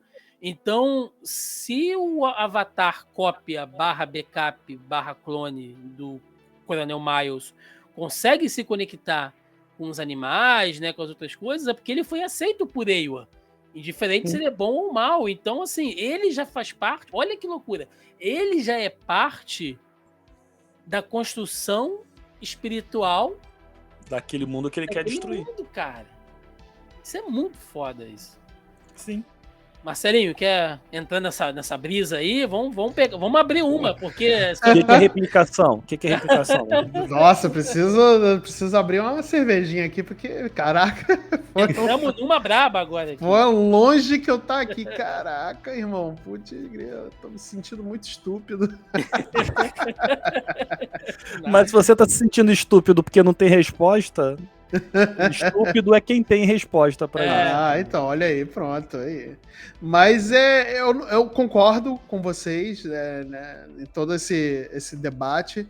Realmente é uma coisa muito filosófica e talvez não tenha sido nem o propósito do James Cameron que a gente filosofasse tanto sobre sobre essas questões, né? Eu acho que é uma coisa muito mais simplista do tipo, eu vou trazer o vilão do primeiro filme de volta, porque sim, né, pela simplicidade do roteiro e não para complexar ainda mais, para apresentar um novo personagem, né, para ser o vilão, suas motivações. Nós já temos a motivação do vilão por ele ter sido já do primeiro filme, então acho que foi muito mais simplista nesse ponto do que a gente está divagando aqui, mas eu prefiro muito mais essa visão que vocês deram sobre essa complexidade do vilão, porque torna o filme muito melhor na minha cabeça, na minha visão, do que simplesmente uma visão simplista, assim, né? Não que não seja ruim, não que seja ruim, né? Ter uma visão simplista, sim, mas, né? Você com algumas poder camadas pensar, a mais, né? Você poder pensar nessas possibilidades também, eu acho muito interessante, né? E principalmente você poder discutir sobre isso, ver essas questões filosóficas, porque não é só a questão da natureza, e sim uma questão religiosa também, acho que envolve um pouco disso também, né? Novamente, talvez não tenha sido o propósito do James Cameron ser tão aprofundado nisso, mas é legal que a gente consiga ter esses A gente está melhorando também, o filme, né, do James Cameron. Pois é, a gente está tendo alguns prismas aqui que eu mesmo já não tinha considerado quando eu gravei o episódio lá no começo do ano também. Então, acho que é uma boa visão e eu vou refletir sobre isso, mas concordo bastante.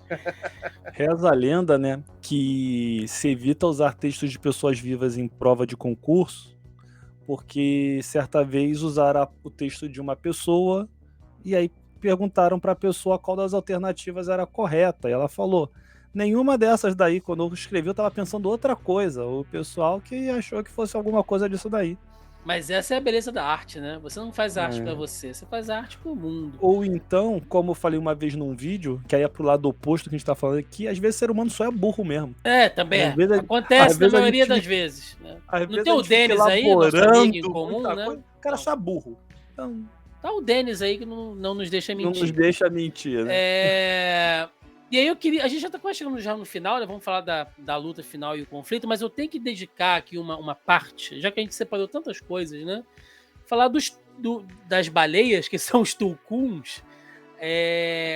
Aqui eu também vi muitas coisas, assim, muitas alegorias, né? Eu vi, e aí vocês podem fazer outras interpretações. A primeira, é clara, que é baleia, caça, né? É igualzinho. A forma como elas são caçadas, como elas são perseguidas, né? Como elas se comunicam e tal. E que criaturas magníficas, porque elas são... O próprio cientista daquele barco, né? Ele fala, aquela nave-barco, ele fala que eles são criaturas mais inteligentes, né? E aí o Spider fala, são? Ele fala, são. Eles têm um nível de troca, de neural, que não sei o que e tal, que eles podem raciocinar muito mais rápido. Ele dá uma puta explicação elaborada, mas que os Medcaína sabem aquilo dentro do coração deles, porque a ligação deles com aquelas criaturas é algo que eu não tinha visto ainda naquele universo, porque diferente de todos os bichos, a ligação não é feita através lá do rabo lá de cavalo, porque o que conecta dentro dos tulkuns é dentro da boca deles, é dentro do estômago. A conexão é por fora. É uma conexão espiritual. Eles se comunicam por sinais e sons. Cara, é muito mais profundo do que biológico, entendeu? Você não faz aquela ligação, como eles chamam. É aquela coisa assim, ele é meu irmão. Olha que bonito isso. Quando morre, né, que a gente vê toda aquela caça, né, daquela mãe que tá com o filhote, que a Rona, deixa eu ver se o nome dela é esse mesmo, que é Rona, interpretada pela Ronal, interpretada pela querida Kate Winslet, né? Isso. Quando ela perde aquela Tulkun fêmea, o choro dela, desesperado, e ela abraçando o bicho, ela fala, ela era minha irmã de alma. Ela era uma poeta, ela era uma filósofa, ela compunha canções, ela tinha plano para os filhos. Então, velho, me arrepia foda, assim, porque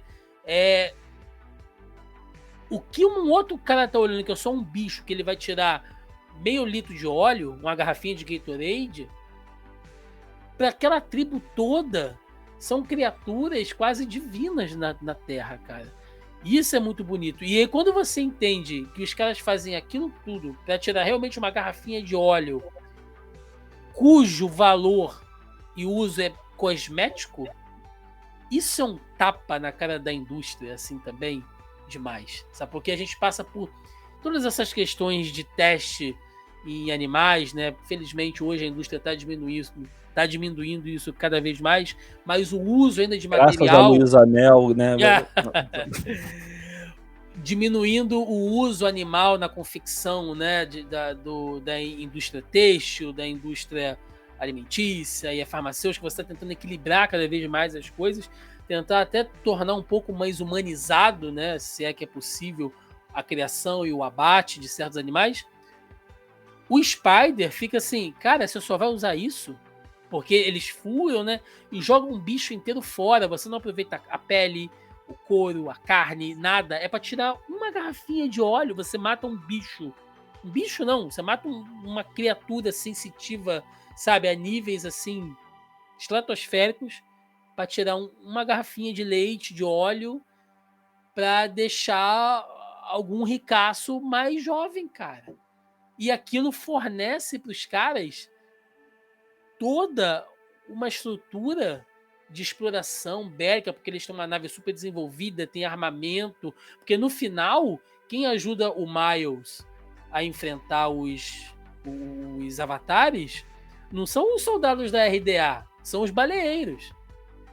E aquele capitão que tá lá, ele tem uma coisa meio Moby Dick, né? Você vê que ele tá assim, obsessivo pelo Payakan, que é o Tulkun que sobrevive. Então eu vi até um pouco de Moby Dick, ele tem uma hora que ele tá com o olho parado, né? Não, eu preciso ir atrás dele, e o bicho detonando tudo, e o cara lá com a fixação, até que ele perde o braço, né? E o capitão da Moby Dick, se eu não estou enganado, perde a perna, mas ele perde um braço. Então muitas camadas ali também. Que criaturas maravilhosas, sim, Marcelo. E é visceral, né? A cena, ela choca eu não vou dizer pela realidade, porque são criaturas que não existem, mas se a gente fizer um paralelo com caças a baleias, né, a caça a animais marinhos, né, é uma cena muito visceral, assim, ela é muito crua, a dor, a violência é muito crua, e novamente, eu vou dar aqui as palmas devidas ao James Cameron por usar essa fantasia, né, para trazer uma coisa muito violenta e visceral, novamente para poder trazer uma mensagem ecológica, né, falando, olha, isso que eu estou trazendo aqui é o que acontece com animais ao redor do mundo, animais marinhos, que são usados e caçados a troco de nada, sabe? É só, às vezes, por bel prazer. Porque eu tenho equipamento, eu vou caçar aquela criatura pelo esporte, né? E não só criaturas marinhas, né? Você vê todo uma sorte de indivíduos que vai para a África ou savana e caçar animais rinocerontes só para poder pegar a raspa do osso do nariz, né? Do chifre, enfim. E eu acho que foi interessante, eu acho que é muito importante ter sido visceral, né, dessa forma, ter sido crua dessa forma, exatamente porque se não fosse, e se fosse uma coisa mais lúdica, talvez o impacto do acontecimento não seria tão, perdão aqui do eufemismo, né, tão impactante, né, não teria sido tão forte assim, né, então acho que foi importante, né, essa cena ter sido tão visceral, sabe? Eu chorei com a cena, minha esposa chorou também. É uma cena muito difícil de ver, né? Muita gente que eu conversei condenou o James Cameron por colocar num filme desses que trata tanto de família uma cena tão violenta, né? Mas eu acho que se não fosse assim, eu acho que não teria o peso que ela precisaria ter, sabe? Se fosse uma coisa mais lúdica, com certeza não teria esse mesmo peso, e a gente provavelmente não estaria discutindo sobre isso como a gente está discutindo, com a forma que a gente deveria estar discutindo sobre a pesca predatória, falando aqui estritamente de animais marinhos, né? Sobre a caça predatória, a caça, né, esportiva, pesca predatória, enfim, né? Só para entretenimento, ou só para poder usar certos atributos daquele animal como um bem para um homem, sabe? Um homem, eu digo aqui a humanidade, né, no caso. Sim. Né? Então é difícil, é uma cena bem difícil de ver, porque sim, ela é muito crua, muito crua. Sim. E eu concordo com o Otávio que, assim, tivemos muitas cenas arrastadas, né? Dava para ter uma reduzida, mas eu acredito, não discordando de você, que foram excessivas, mas eu acredito que toda a construção ali, daquela cena do menino lá com a baleia, lá do Free Willy, além de desenvolver o próprio Loki, é para desenvolver toda essa questão, porque para essa cena ter o peso que ela teve, você tem que entender o que esses bichos são e o relacionamento que eles têm, né? Então, cara, pra mim foi a parte assim mais pancada do filme, Otávio. Tem algumas coisas que eu queria falar sobre isso. Eu não sei se o Marcelo chegou a fazer essa observação quando eu precisei levantar aqui rapidinho. Que quando eles pegam o chifre do rinoceronte, que quase entrou em extinção, é por causa de uma crença de propriedades afrodisíacas. Sim. Então, assim, os caras acreditam que vão ser mais viris se tiverem lá o pó feito à base de... E deixam o bicho para poder morrer, tá? Não leva mais nada, só tira aquilo. Sim. E agora, ainda dentro do filme, que é um cientista que fala pro garoto, né, que eles são mais inteligentes, que eles têm uma conexão diferente, que não sei o que isso, aquilo, outro, mas é o mesmo cara que topa trabalhar pra empresa lá, sabendo que vai pegar Sim. só o potezinho do óleo. Ele até faz uma carinha de poxa, né? Você vê que ele é o único que não tá batendo palma ali, talvez pra mostrar que tem meio que uma consciência, mas tá lá, né, cara? Mas tá lá recebendo o metal, né? Às custas disso, então. Exatamente. E pra gente já encaminhar pro final do filme, né? Uma sucessão de coisas, tem a batalha final ali do Jake com o Miles, que eu achei assim, bem realmente qualquer coisa, que tava acontecendo tanta coisa, né? O final ele é meio frenético, eu achei ele um final um pouco escuro. Eu não posso acusar esse filme de ser um filme escuro, gente, porque Avatar ele trabalha tanto as cenas noturnas como as diurnas muito bem feitas. Uma coisa que a gente não chegou a mencionar é os eclipses cíclicos no arquipélago dos Meticaínas, né? Era uma coisa que a gente não via lá na região dos Amaticaia. Aqui eles têm eclipses cíclicos, assim. Então, no final do filme tá rolando aquele eclipse e tal, então fica um pouco escuro, aquilo é até para favorecer um pouco as criaturas marinhas que ficam luminescentes. Então, eu entendo um pouco isso. Eu, assim, nesse ponto, cara, eu tava cagando litros pra luta final, sabe? Eu sabia que quando o Neteyam morre, né, que é o filho mais velho, morre, e eu falei isso no início do filme. Virei pra minha namorada e falei, cara, um dos filhos vai morrer. Ela, mas por quê? Eu falei, porque é muito filho. Quando bota muito filho assim, é porque um morre. Mas é sério. Olha só, pega lá o filme lá do Patriota com o Mel Gibson. Filho pra cacete, um morreu. Sabe? É sempre assim. Se você tem muito filho, um morre. Então... E é a motivação toda ali do que acontece. De toda aquela pataquada que foi a cena final, a sequência final de batalha ali, realmente a motivação é essa, né? Pois é. A morte de um dos filhos. E é o que o Mel Gibson também fez. Ele fez toda aquela peregrinação no filme, sim, porque o filho dele morreu.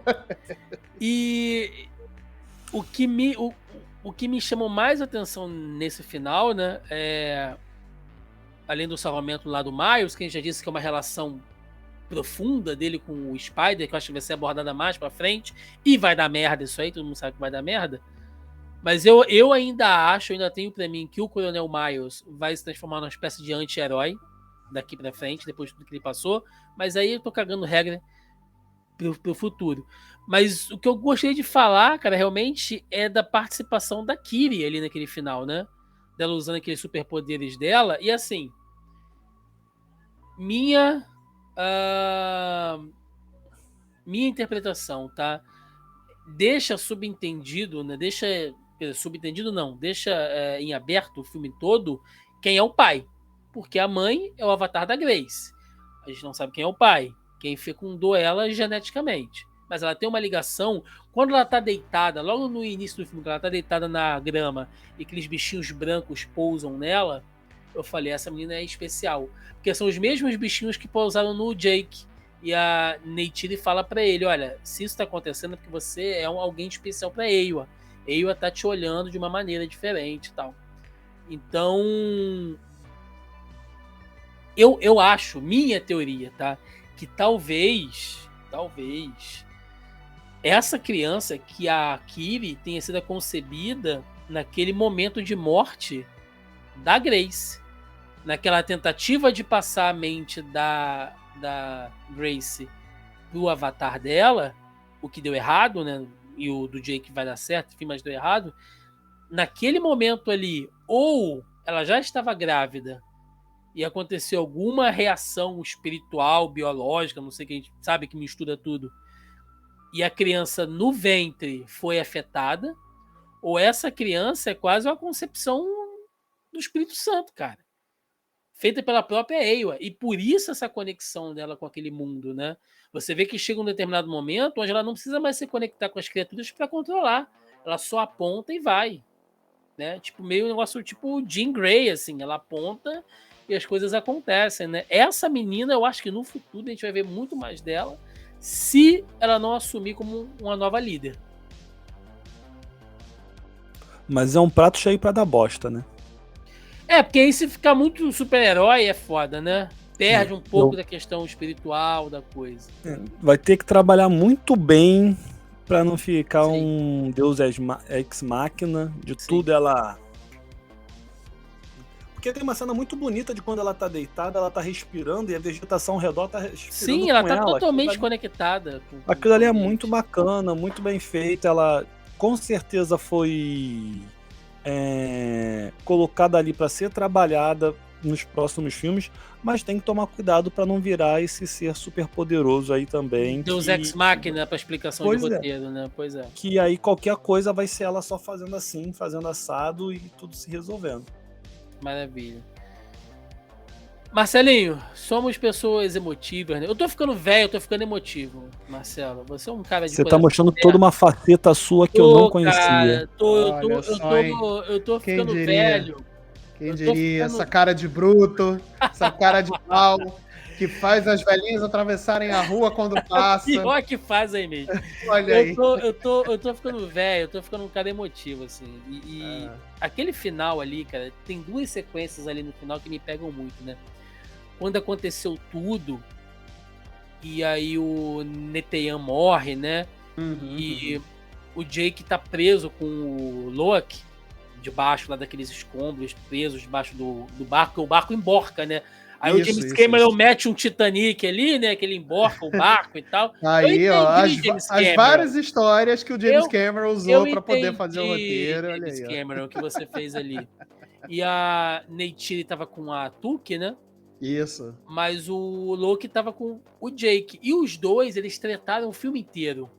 Porque é o pai que acha que o filho não tá pronto pra nada, e é o filho que sabe, é aquela coisa legião urbana, né? Os pais que acham que sabem tudo, né? E tal. Então, quando ele chega pro pai e fala assim, pai, se acalma, respira por aqui, né? É o filho ensinando pro pai, é o filho esticando a mão pro pai, falando, vem comigo, confia em mim, e é o pai se doando ao filho pra entender aquilo ali, e eles mergulham. Olha, eu vou ficando todo arrepiado, juro por Deus. E eles mergulham, e eles saem daquilo, e quando eles levantam assim, sabe, o Jake olha pra ele e fala assim, eu vejo você, puta que pariu, é a primeira vez que ele fala aquilo pra aquele menino, é quando acontece a conexão de pai e filho, que é a coisa mais profunda que tem, cara. Sim. Isso porque no começo de tudo, né, quando o filho mais velho morre, ele meio que culpa, né, o mais novo, o irmão do meio, né, no caso, como culpado da morte do mais velho, né, e tudo mais, tem toda essa construção ali, e quando isso acontece, realmente é um momento muito emotivo, mas falando um pouco em geral sobre essa sequência final, eu acho que foi a parte do filme que eu menos gostei, porque ela é longa, desnecessariamente longa. Muito barco virando, muita água entrando pra todo lugar. Não é só isso, porque se fosse só pelas cenas de ação, tudo bem, beleza, eu gosto de uma boa cena de ação, e elas são são bem feitas, porque é o James Cameron, ele sabe fazer cinema de ação ali, né, com tensão, né, afinal de contas, diretor de Terminator 2, né, um dos filmes assim, né, que dos melhores filmes do cinema da história, né? Ele sabe fazer cinema de ação, ele sabe fazer filmes com tensão. Mas eu acho que é tanta reviravolta, sem necessidade. É uma hora que ele vai, os filhos vão tentar salvar o pai salva não sei quem, aí os filhos se trancam, aí o pai tem que salvar os filhos, aí é não sei mais quem, outro vai que... vem danado, é um vai e vem danado, sem necessidade, aí no final tem aquela porrada final entre o Jake e o general, né, o coronel, e aí, cara, é muita reviravolta. Não, você nem tá ligando mais pra luta deles, assim, acabou. Não, nem mais.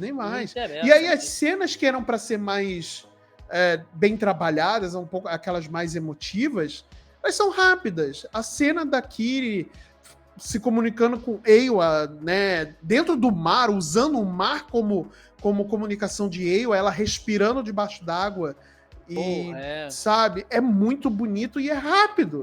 Sim. Rápido. Sim. E outra cena que eu achei muito emocionante também, Otávio, foi o velório, né, do Netean, que o Jake e a Neytiri se conectam naquela árvore, porque, no caso, a árvore de Eywa dos Metkayina é um grande coral, né? Que fica submerso. Quando eles tocam aquilo ali, que eles se comunicam, assim, em variadas culturas, né? Existe aquela coisa de que você não morre, né? Você volta pra Terra e o espírito... Olha Final Fantasy VII aí. E o espírito dos seus ancestrais vai estar sempre contigo, vai estar sempre olhando. Então, na verdade, até a própria visão cristã da coisa, né? Que você não morreu, você vive em Cristo, e se você está em comunhão com o Pai, então aquela pessoa que morreu vive contigo também, e todos estarão juntos na eternidade. Mas aqui é literal, porque você vê aquele coral abraçar, né? Envolver o corpo do jovem e traz ele de volta, e tem a narração, né, do Jake falando que nós aprendemos, e você vê que é um pai que está sofrido falando, né, nós aprendemos que não somos nada aqui, né, nós somos apenas parte de um todo, e que nenhum ciclo chega ao fim, e que a gente vai sempre entrar de novo nesse looping. Então é fisicamente aquilo acontecendo, é o menino voltando para dentro de Eywa, e quando ele toca, ele faz a conexão, ele vê o filho vivo ali. Aí o filho pergunta: pai, você tá chorando por quê? Tipo assim, pô, eu vou estar vivo para sempre contigo, sabe? Cada pedra que você tocar, cada animal que você vê, cada planta, sabe, que você descansar sob a sua sombra, eu vou estar lá contigo, cara. Puta que pariu, meu irmão. Isso é assim... Eu me emociono pra caralho quando eu penso essas coisas, porque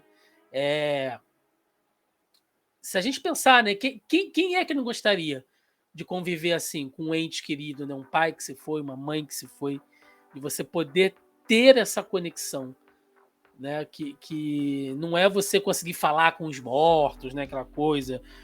Não é isso, é muito mais profundo, né?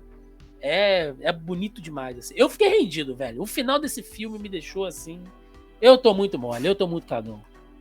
Não, e se eu não me engano, ele revisitando uma cena que tem no início, né? Dele lembrando, dele ensinando pro filho. É o ciclo, então, né?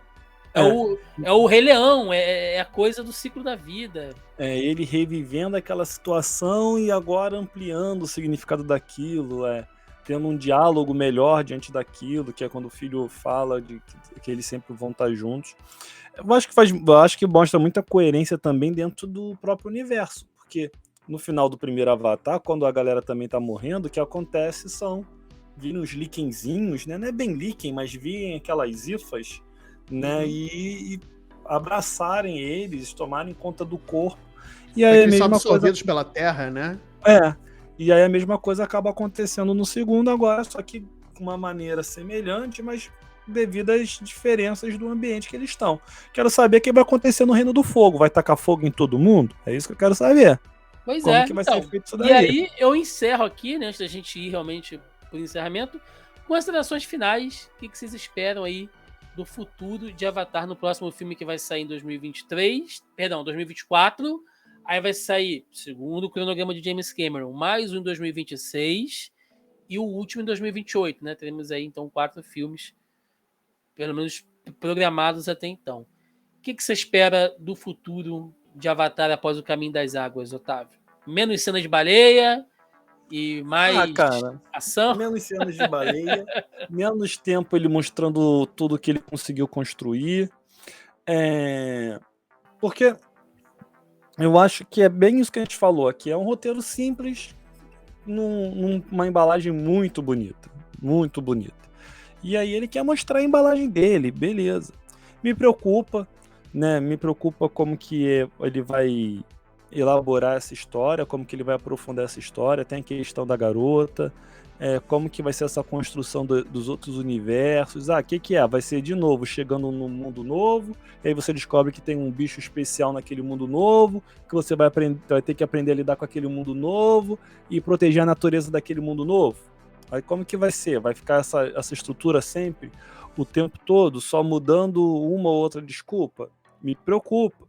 Pode ser que pra galera, de um modo geral, assim, por mais que eu tenha falado que eu não sou contra roteiros simples, quando você tá dentro de uma franquia, né, que todo filme é a mesma história, só muda terra, água, fogo, ar, coração, pela união dos seus poderes, entendeu?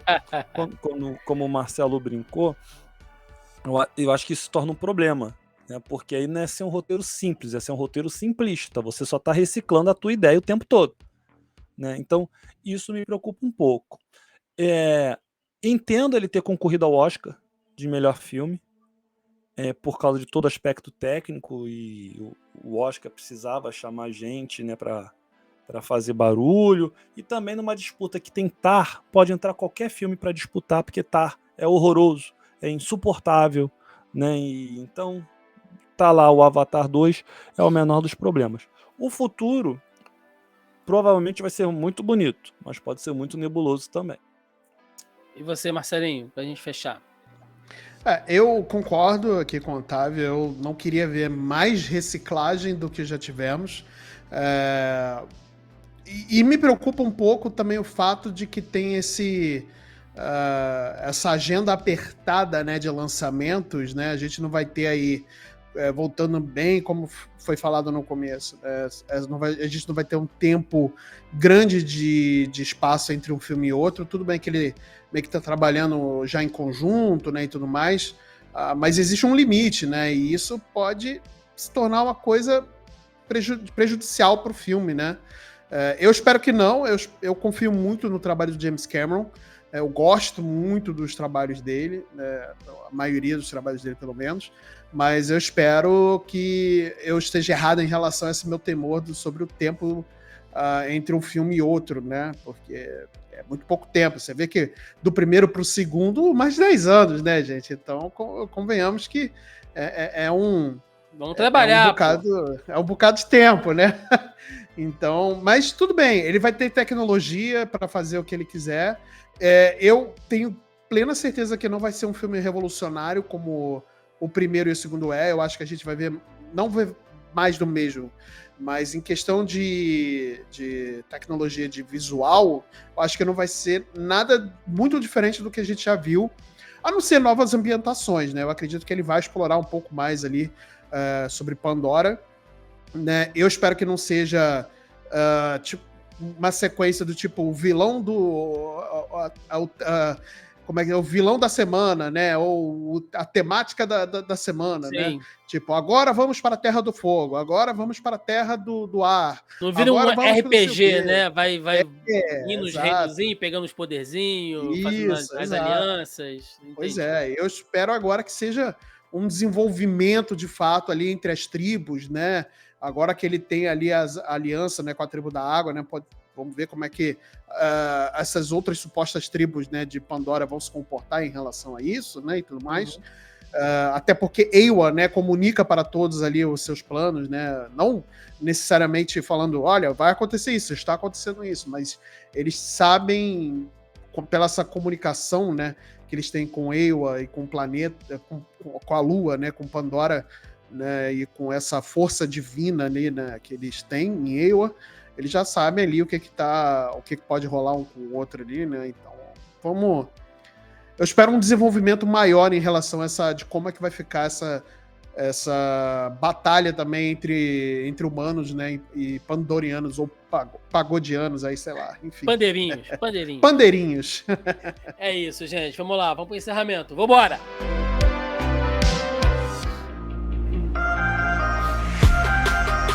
E chegamos ao final de mais um Zoneando Podcast, onde falamos sobre Avatar, o Caminho das Águas, né? Avatar 2 aí, segundo filme de James Cameron. Eu fiquei extremamente feliz e satisfeito de participar com esses digníssimos aqui.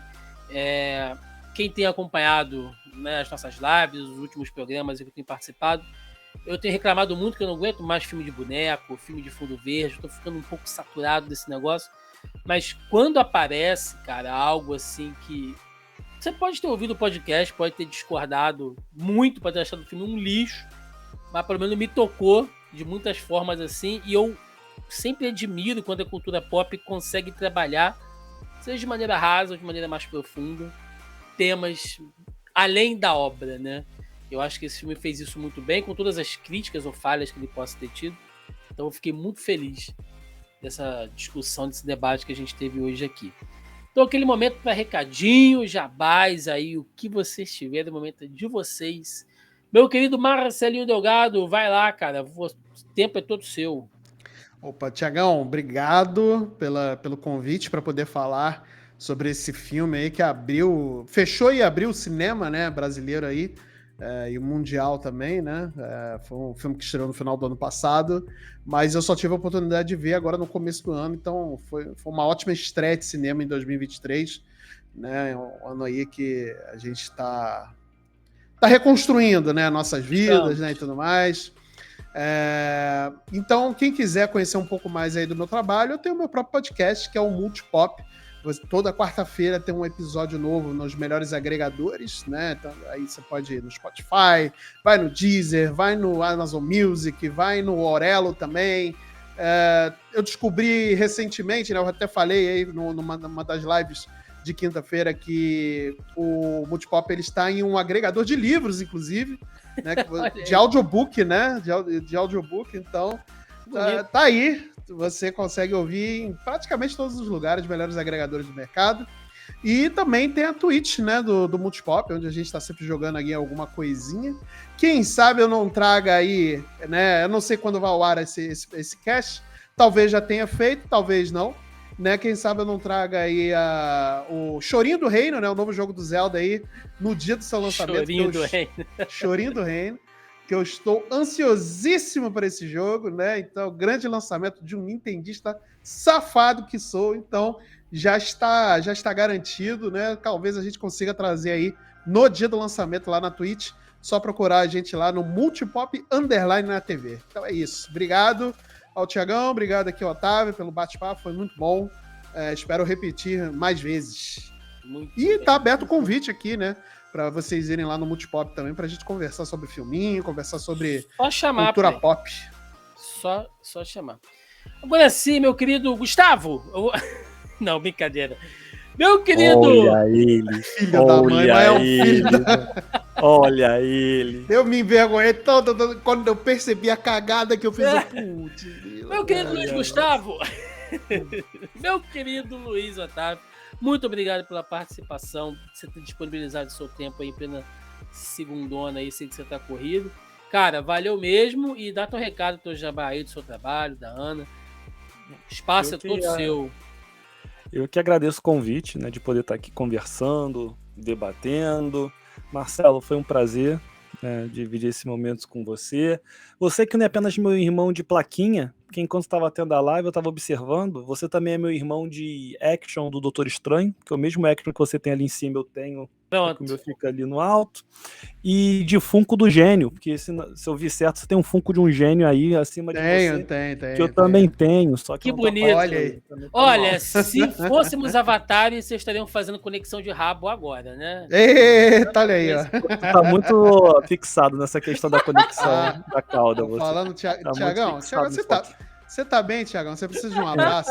Ele citou as baleias que não precisam fazer essa conexão, mas ele quer firmar este ponto dessa conexão. Esse ponto. É essa conexão que o Tiagão quer trabalhar. Mas aceito o convite, aceito, inclusive, né? A gente vê um dia para poder participar lá com o maior prazer. Vamos estar assim. O convite também já está feito para participar aqui dos dois faladores. Com certeza vai ser melhor do que as participações do Thiago, porque quando ele chega lá, ele chega ranzinza, reclamando de tudo. O Thiago só gosta do Aquaman. O Thiago só gosta do Aquaman. Só gosta do Aquaman. Otávio me achou irreconhecível hoje, assim, tão sensível. Sim. Outro Thiago. Outro Thiago. Thiago parece que está tomando remedinho, pensa só você. Ele tá em busca dessa conexão pela cauda. Vamos zoando. E mais amoroso. Mas você me encontra acompanhado da minha lindíssima esposa no Dois Faladores no YouTube. E nas redes sociais também, tudo Dois Faladores. Estamos lá no Faixa Pop com uma coluna quinzenal chamada Falando Nisso. Mais especificamente aqui no canal tem vídeo todo sábado às 6 horas da noite. Tem um vídeo novo sobre algum conteúdo. E a gente tem conseguido firmar também toda quarta-feira de manhã o Projeto Vintage, em que a gente pega filmes antigos para comentar. Então a gente, por exemplo, já falou sobre Nosferatu, já falamos sobre As Duas Faces de um Crime, já falamos sobre Iluminado.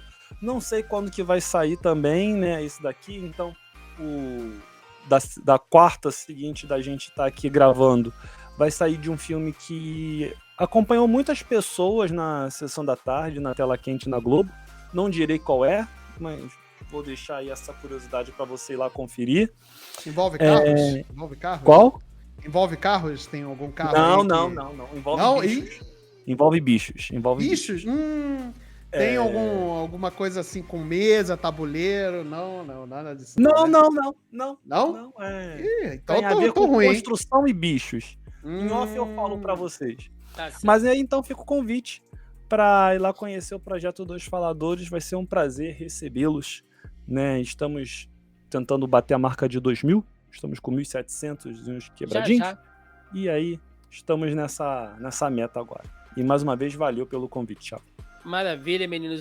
Eu que vos agradeço. Então, aquele recadinho rápido, tá, gente?